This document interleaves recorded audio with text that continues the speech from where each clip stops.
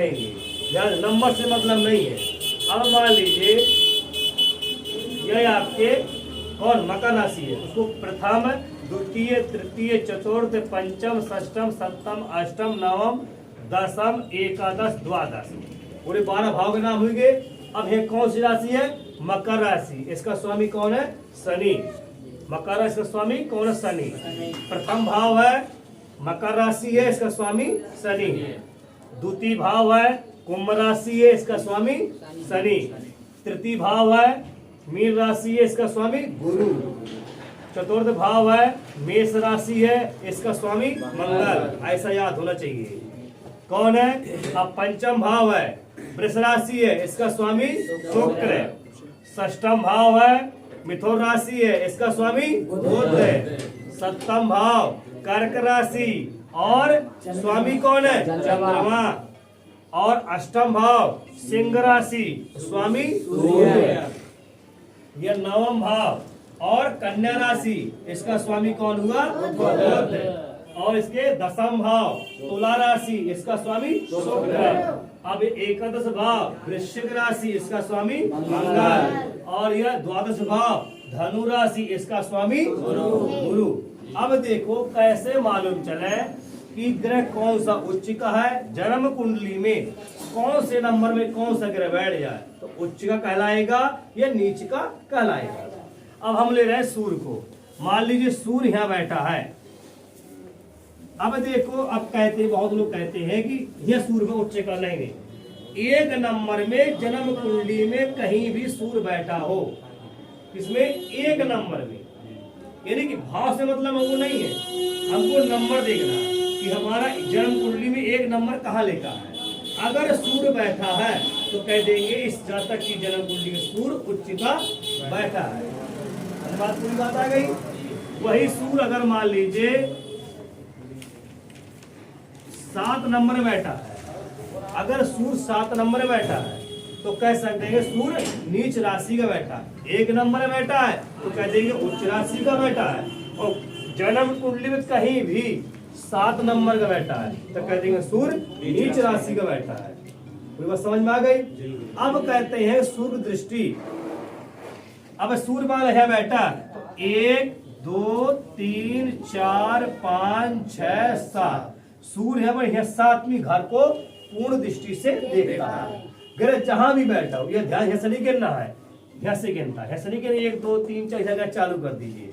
जहां बैठा वहीं से गिनना है। तो 1 2 3 4 5 6 7 इस घर को सूर्य पूर्ण दृष्टि से देखता है। अब कहते हैं मान लीजिए सूर्य यहाँ बैठा है, सूर्य यहाँ बैठा है, ध्यान देना। और सूर्य यहाँ बैठा है, सूर्य यहाँ बैठा है, सूर्य यहाँ बैठा है, सूर्य यहाँ बैठा है, सूर्य यहाँ बैठा है। अब देखो सूर्य यहाँ बैठा तो अपने घर का बैठेगा।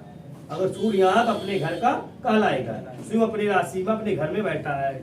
सूर्य यहाँ बैठा है तो मित्र घर का कहलाएगा, क्योंकि चंद्रमा की राशि है, उसको मित्र घर का कहलाएगा। 5वें घर में सूर्य बैठा है, 5वें नंबर में, भाव नंबर है 5वें नंबर में सिंह राशि में, तो कह देंगे अपने घर का सूर्य बैठा, स्वयं अपने घर का मालिक बैठा है। यहाँ बैठा है तो कह दोगे मित्र घर में बैठा है, यहाँ 4थे नंबर में।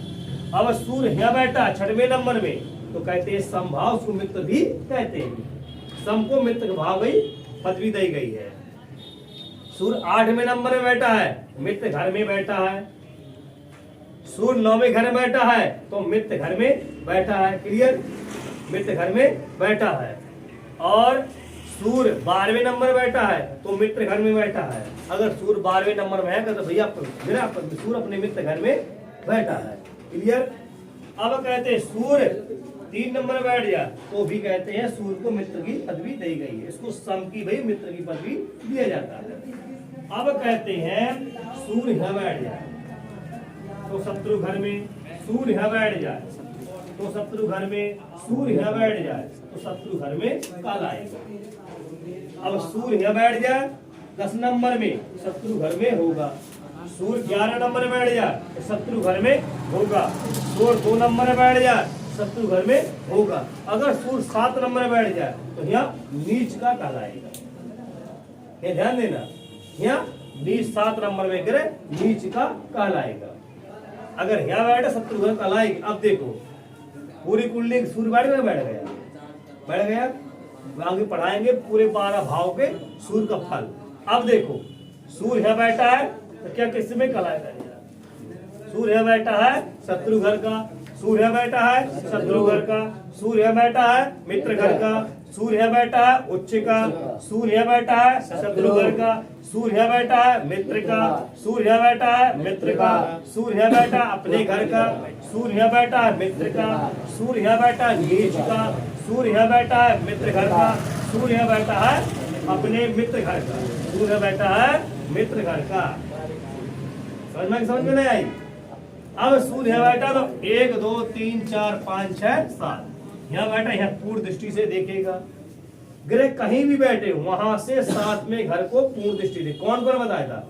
सूर्य को, चंद्रमा को, बुध को, शुक्र को। ये 4 ग्रह जो है अपने घर से 7वें घर को पूर्ण दृष्टि से ही देखते हैं।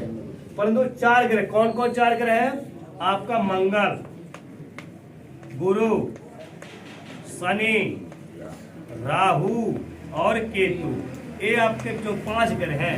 अब मंगल है तो 4 7 8 घर को पूर्ण दृष्टि दे। गुरु है तो 7 5 9, शनि है 3 10 7, राहु है 5 7 9 और 12, केतु है 5 7 9 12। इन भाव को पूर्ण दृष्टि से देखते हैं।